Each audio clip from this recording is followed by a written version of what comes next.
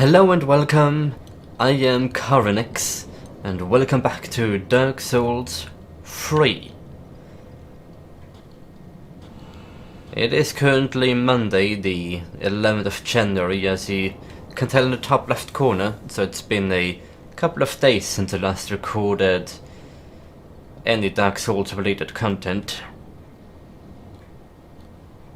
My Christmas break has also come to an end, which means that I am back to work now. Conclusion: I did not have time to warm up yet, and I'm somewhat tired. Let's hope that isn't gonna eat away that much of my performance. Anyway, we are back here after the recording of the first video in the online playlist. If you haven't seen that, well, I'm level 13 now, to which I got of the souls from all the co-op and the invasions that I've done.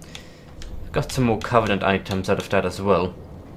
Well, some sunlight metals and vertebrae shackles. And I'm fairly certain that I visited the Crow Trader toward the end of the video as well, and did what trades were available. But I refrained from making any genuine progress in the undead settlement. There's Giant Archer.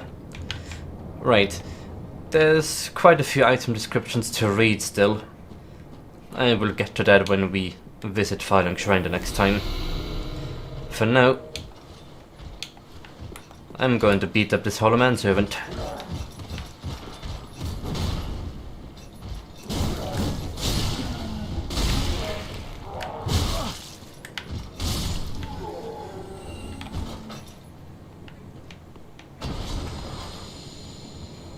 We already made peace with the giant atop the tower the last time we came through the area, which means we can enter this courtyard over here with abandon. There's no risk of being sniped by those arrows.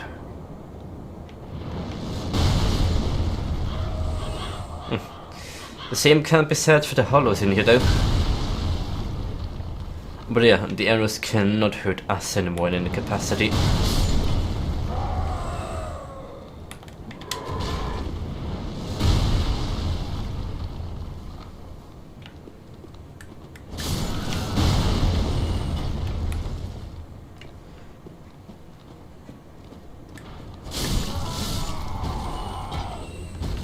That's the end of that. I love how being friendly with giant just makes you completely immune to the presence of these arrows.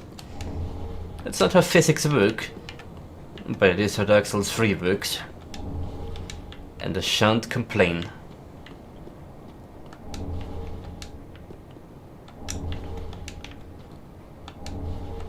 Young white birch branch.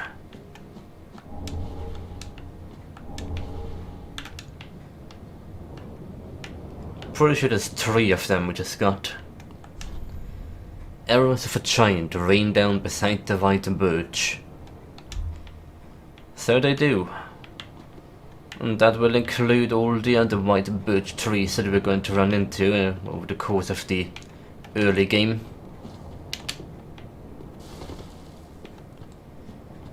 And the giant will come in to be handy time and again.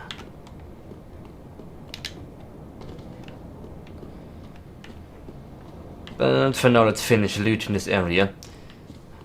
We're most likely going to finish the undead settlement in its entirety this episode. But what I want to get right now is the grave key, or the Mortician's Ashes, so I can buy the grave key rather. Because we're going to need that to access the arena.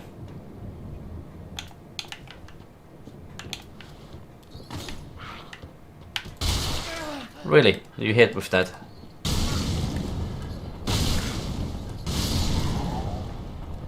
That does pretty decent damage. Oh yeah, don't think I had Great Combustion equipped even last time around. I swapped it in for the co-op and PvP related stuff, since I figured it'd be more useful than Fireball. And here they are. Mortician's ashes.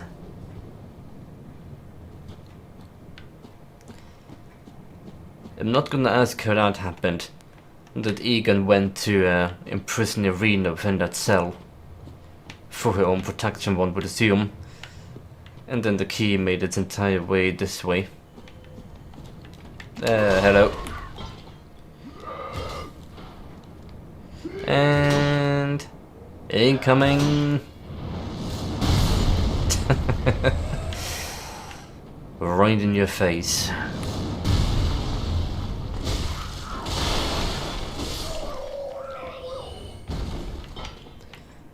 And the sound effects these guys make. Anyway, time to get the great scythe.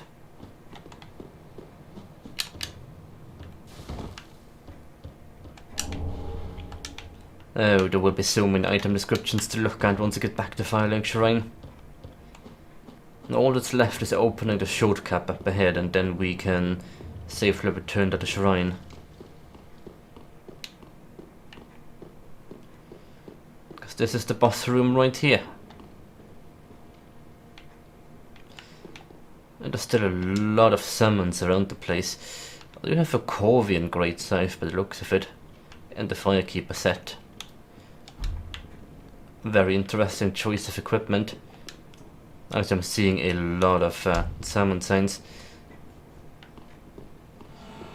And the door is open.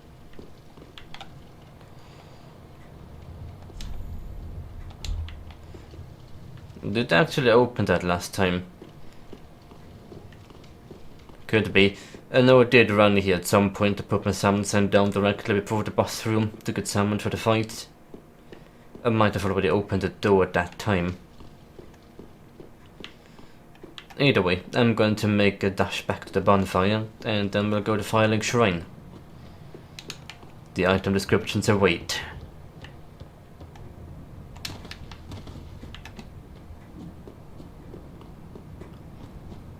Oh yeah, and we did pick up the undead bone shard there, didn't we? Wonderful. I'm gonna appreciate to have more health regen on my Estus Flask. The first two upgrades are the ones that are gonna feel the most. Then of course there's a purple sign as well. There always is. Let there be hope.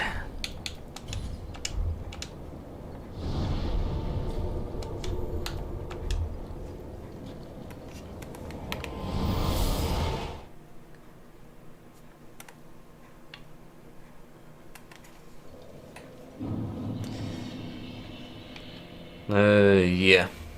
I'm starting to feel the weariness of today's adventures. Then again, I've been at home for a couple of weeks now. Christmas break and all that.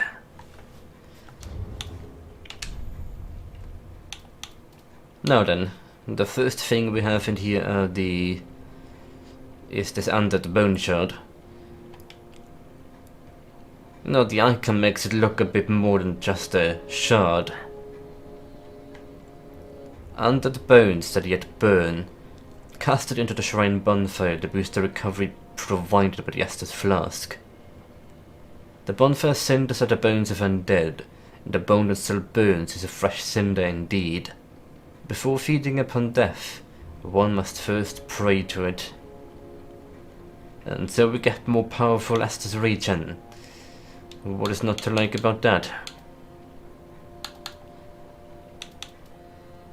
Yeah, I'm pretty sure the rusted coin is new as well. An old rusted copper coin. Crushing the coin boosts item discovery. And those who have lost a fortune rely upon this superstitious practice, hoping to retrieve what is once theirs, and more. Yeah, it's like a 1 minute buff of 50 item discovery, I believe. Could be useful if you're farming for a specific drop from an enemy. And we've got this special young white branch as well. This is the one we received from the giant. Branch of a white birch received from a giant. A plant as a token of friendship. Becomes something that blends into the surroundings, consumed with use. Good friend. No hit. Yes, we should always have to do our personage. And those are the regular young white birch branches. The little dusk's first sorcerer's staff eventually became a seedling, and then 3 white birch saplings. The young branches said to still contain echoes of little dusk's capriciousness. And dusk of Urasil, yeah. It's interesting to me, but there's quite a few references to Ulasil around these parts specifically. I've been wondering about that for some time. There's no, well, official answer to that, but I wonder if all of this is built upon the ruins of Lodren, and what used to be Lodren back in DS1. Millennia have passed in between after all. It's possible, isn't it? And there is another London in the game, so... Right, the hello carving. I'm not sure we've read this yet, so here goes. A strange head of unknown origin, carved from arched tree. It speaks when thrown on the ground. This head says, hello. Have another look. Do you sense the amicability in its eyes?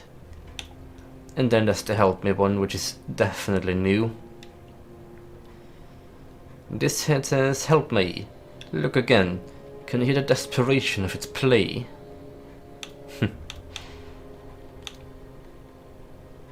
I think the sunlight medals might be new.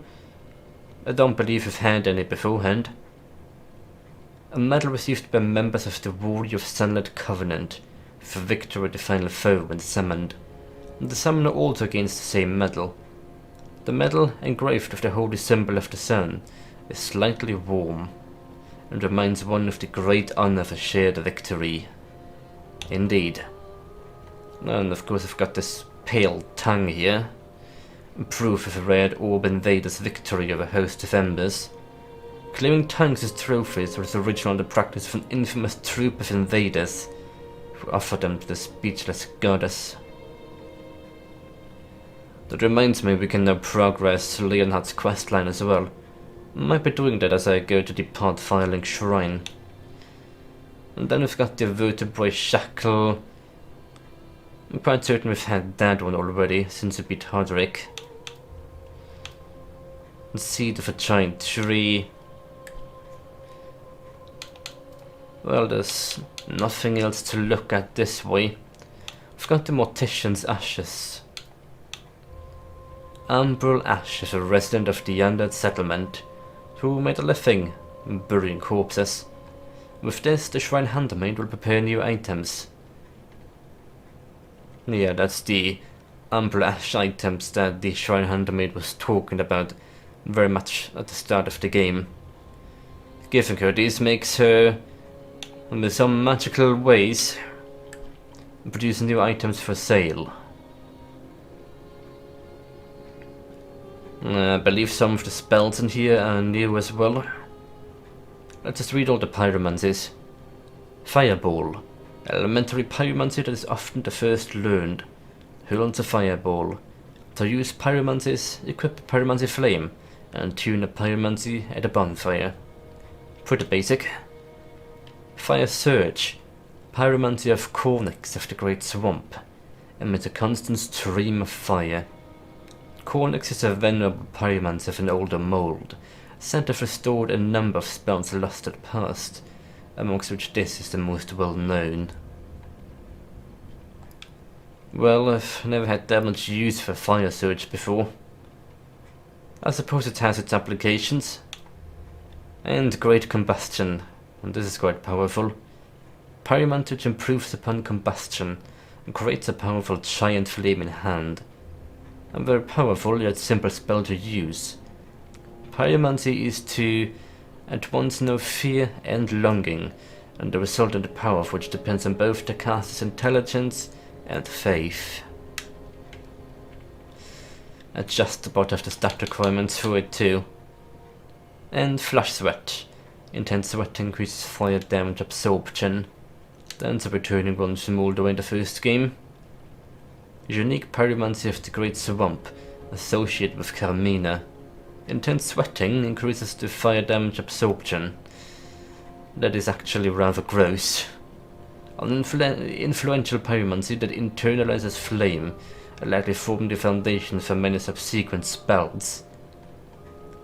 Yes, Carmina, who was known for pyromancies that actualize the inner self, and those kind of things. Right, there's a lot of weapons in here, not entirely sure if I picked up anything new though.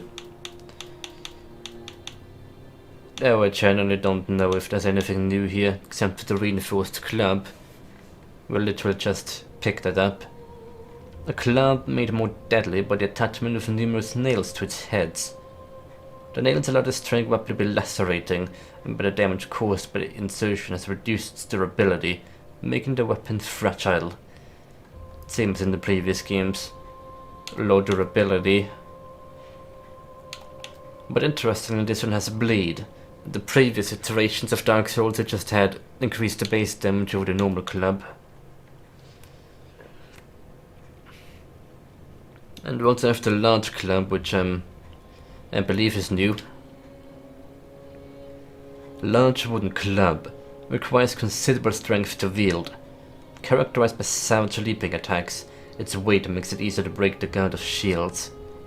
Of course, like all the clubs, it has a war cry. Partisan, yeah, that's new as well. You get that one around where you find Carynx. Oh, and the hand axe too.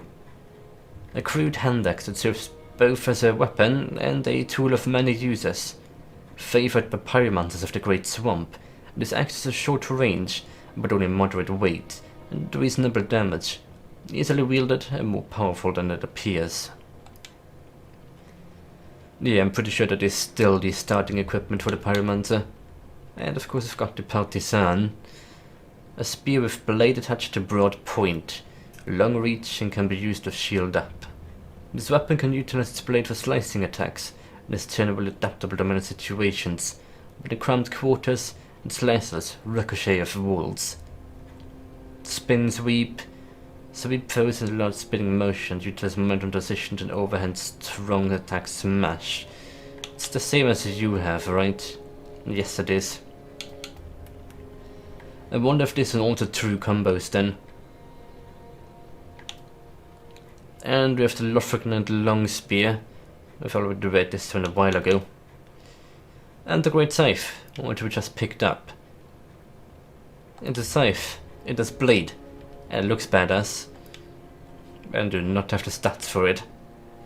Speaking of stats, that reminds me, I did finally look at the proper base stats I need for my desired weapon. Which means I need to get 1 more strength and 2 more points into dexterity. 16, 15, those are the base requirements, and they are what I will be going for next. Anyway, attacks with this large scythe, normally used for crop harvesting, are effective at breaking past shields. The magnificent sharp curved blade instills fear in opponents. Perhaps it is the survival instinct at work. And neck swipe. This attack aims for the scruff of a foe's neck, and when successful functions as a headshot, inflicting heavy damage. Yo, Reapers are interesting weapons, especially because of the sweet spot mechanic. Basically you need to take heed to aim in a manner that the blade part of the weapon connects with the enemy rather than hitting them with the wooden hilt of the weapon. Because if you do, you will be doing less damage than when you properly connect with the blade. So these are definitely more refined and demanding in terms of skill. Right, I'm pretty sure the whip and the casters are new as well. Casters? I'm not sure that's how you're supposed to pronounce it. Anyhow, whip. A leather whip that was never intended for use in combat. Of little use against armor and tough scales, but quite formidable against enemies with exposed skin. And skill is impact. Strike from left to evade shields and deal a sting blow that temporarily slows stamina recovery. And the shackles of bondage lie deep in the hearts of all humankind. That's funny. It's slash damage, interestingly. Pure slash damage. And of course, the casters. Oh, cesters? I really should look that up. Anyway, it's the most iconic basic fist weapon in the series. A fist fight is a weapon made from fixed straps of leather, studded with iron rivets. When two-handed, cesti are equipped to each hand. Skill, perseverance. Cross arms in front of the body to temporarily boost poise, and damage reduced while activated. Yeah, the weapon that is very mental and very desirable in PvP. It lasts for like 4 seconds, I believe. There's nothing new in this department. Well, there's the pyromancy flame though. Don't think I took a look at it yet. Flame catalyst used by pyromancers, evidently. Equip a pyromancy flame to utilize pyromancy. Pyromancies must be attuned at the bonfire before use. And the weapon that is the basic combustion skill. Creates a powerful flame in the wielder's hand, one of the most basic pyromancies, and for this very reason the flame created is fierce. Yeah, so they took combustion, which used to be a pyromancy of its own, and just made it the weapon out. I mean, why not? It works. Also we have the blue wooden shield and the warguard wooden shield here, but first let me wet my throat.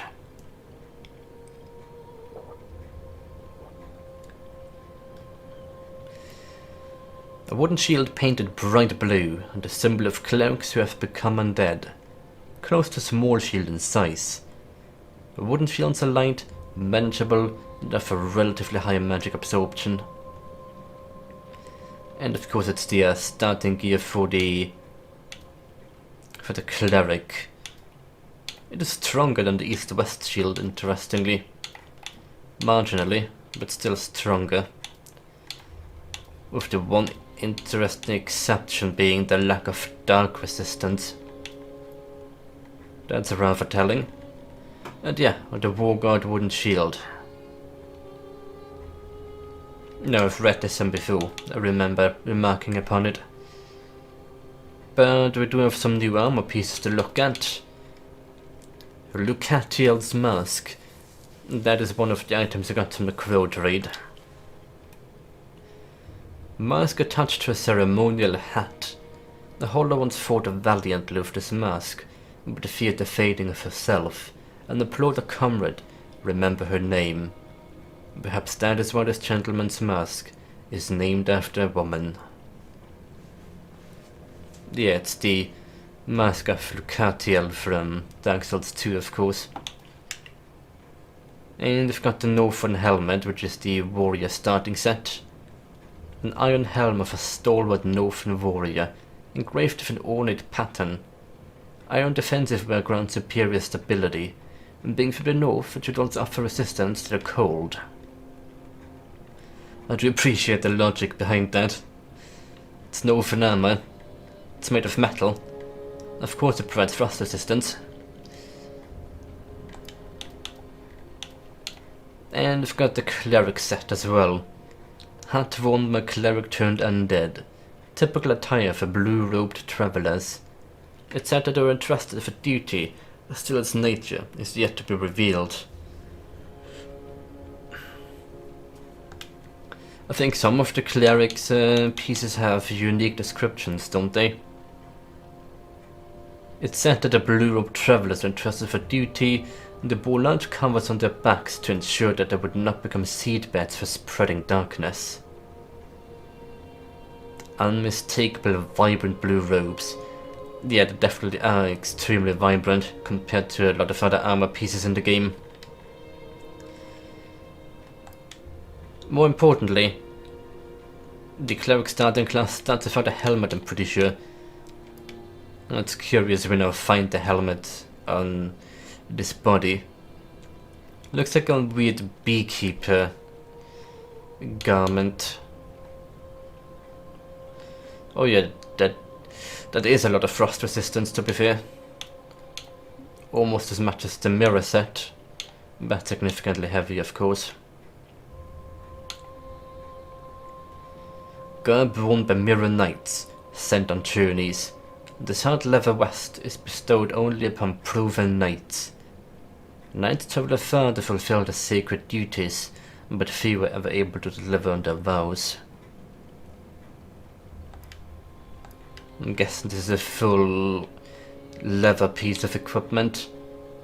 Curious, since usually you associate knights with wearing fancy plate and that kind of gear.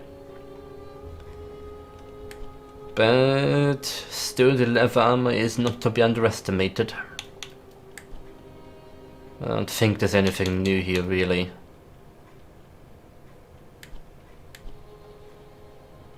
No, all that remains are some of the rings. Namely the Clonfi ring and Flint's ring. This old ring is named for its decorative green blossom, but its luster has long since faded. Raises stamina recovery speed. Yeah, but not as well as in the previous games. I guess they had to somehow balance it out with the fact that they can now use 4 rings at a time, didn't they? Ring of Flynn, the eulogized Thief. Lowering equipment load increases attack power. Flynn fought with the wind on his side and was a hero among the weak and poor. Yet even his admirers knew that it was little more than an idyllic fable. And so is the ring, because I need to be well below 15% equipment load to make use of it. That does heavily limit its usefulness. But I guess it can still be interesting to certain builds. The running on almost naked. Or maybe people running full dragon setup since they don't have any armor on to begin with.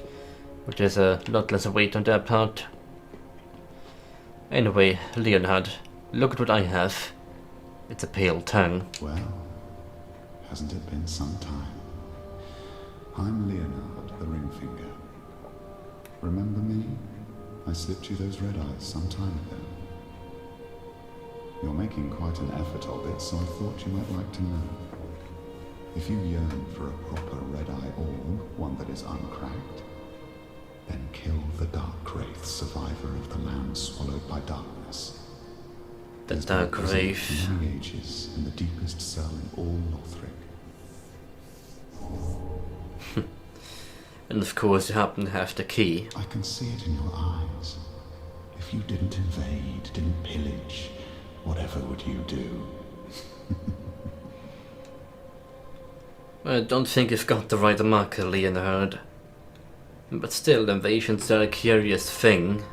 If you fancy a proper red-eye orb, one uncracked, untainted, then kill the Dark Wraith, survivor of the land swallowed by darkness. He has been a prisoner for many ages in the deepest cell in all Lothric. I can see it in your eye. Yes, I believe that is exactly what we're going to be doing next. But first, let's take stock of a few things. I need to buy the grave key from the Shrine Handmaiden. Ah, how may... But first I need to give her the ashes, of course. Gracious, passing fine ash thou'st given. Let this ash bestow nourishment. I only hope these new wares content thee. Nourish me with your grave keys. Oh yeah, and I can buy these now as well. That'll be fancy. And you have new embers to spare, that's always nice. Grave key. To the barred door leading from the sewer below the end of settlement. To a moist grave. Different kind of moist.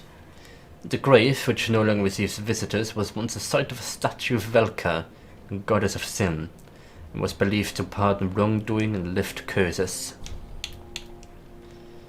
But more importantly, it'll lead us to the arena of Carynx as well. That's what I care about the most. The statue's a bit secondary to me. Used in the undead settlement to preserve undead bodies after dissection to bury them. Right. I can buy some of those. And I think I will. Ashen One, be sure to bring more souls.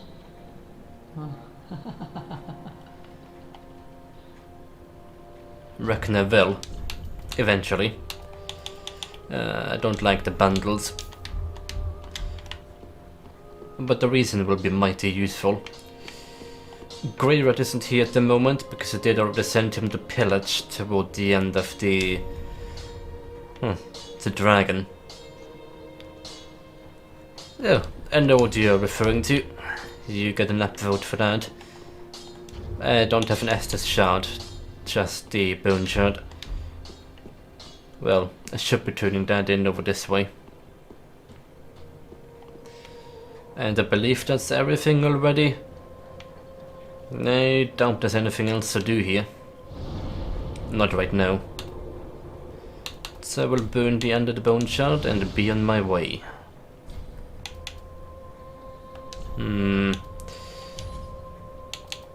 Might want a different spell equipped again though.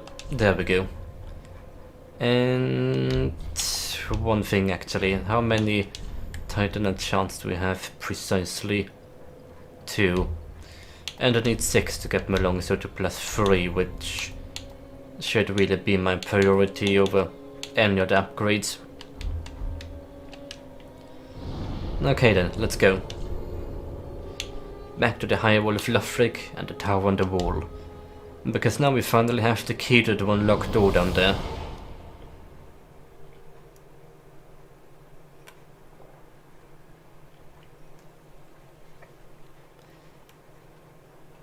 But defeating the Dark Wraith at this stage in the game is not going to be an easy task. And I don't really want to do it the easy way for reasons. Reasons that I will explain in just a wee moment. I've got to read the key first though. And the lift chamber key. Chamber? What is going on with my pronunciation today? Anyway, it's a key to the room of the lift that descends to the deepest dungeon in Lothric. A surviving Dark Wraith from the lands swallowed by darkness is said to be held there. Yeah, and that is what we're headed for now.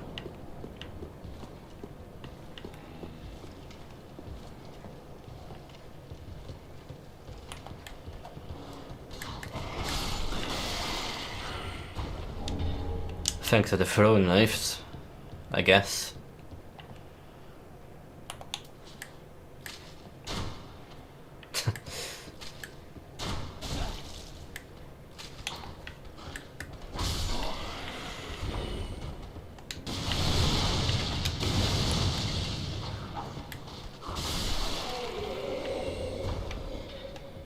Alright, we need to make it further down yet.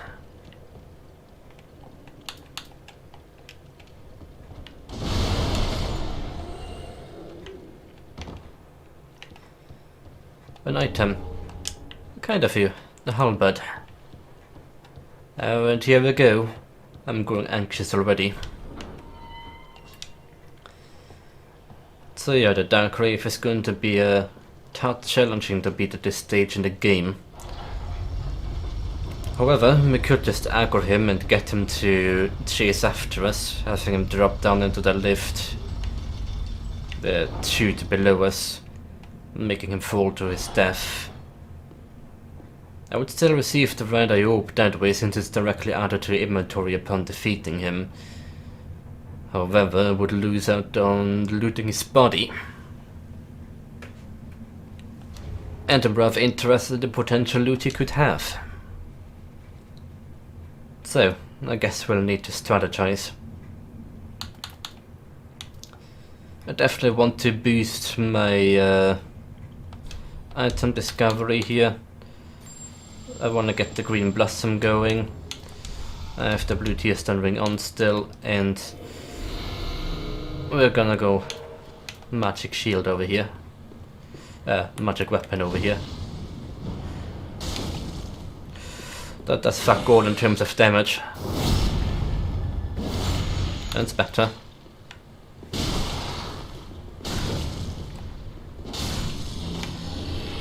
Well, didn't expect that to go that efficiently, but we did it. Your mask and your gauntlets. Well, thank you kindly for the orb, though you didn't drop what I wanted you to drop. It's fine. It is perfectly fine.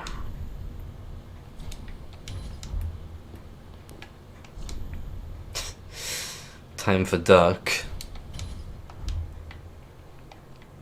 Look at how many dead Lothric knights there around the place though. Oh, that's not what I intended to do. Yeah, they can't. I was trying to hit them with my staff, but it doesn't work if it's in the left hand. Duh. Either way, we have our Radii orb. Glory be.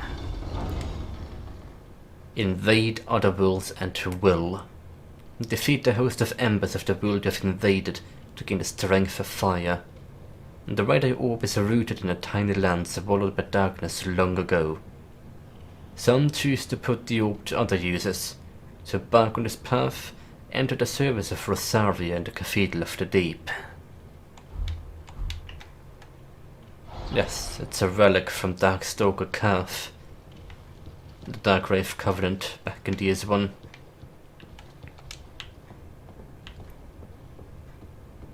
That makes me wonder about the relation that the pilgrims of London and the Darkgraves must share.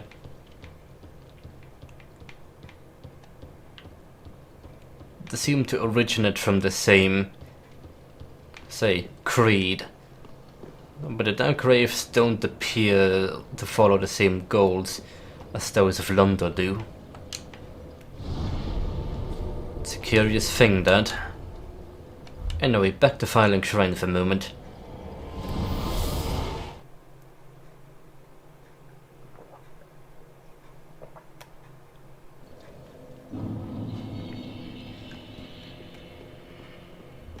I should speak to Leonhard one more time. Do you have anything new to say, Hawkwood? At the foot of Lothric Castle, it was you. If No, that's not new dialogue at all. I like how we have 4666 souls right now. Anyway, behold what I have. aha, you found a proper Radii. Brilliant. I knew you were no ordinary man. Applause. Now invade and pillage all you like. And if you grow weary of your duty, you too may become a finger. Come on, give yourself to Rosaria of the Cathedral of the Deep. Right. Now invade and pillage all you like. And if you grow weary, come on. Rosaria. Well, we're still some way off from going that way. But we'll be there sooner than you think.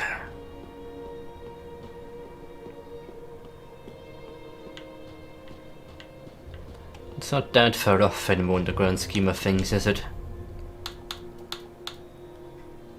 Well, I don't think I need to buy anything more, so I might as well want to end the episode now, yeah. Didn't quite get to the boss fight as I thought I would. There was just too many item descriptions. Bloody hell. But next time around, we'll grab the arena and get this done for good.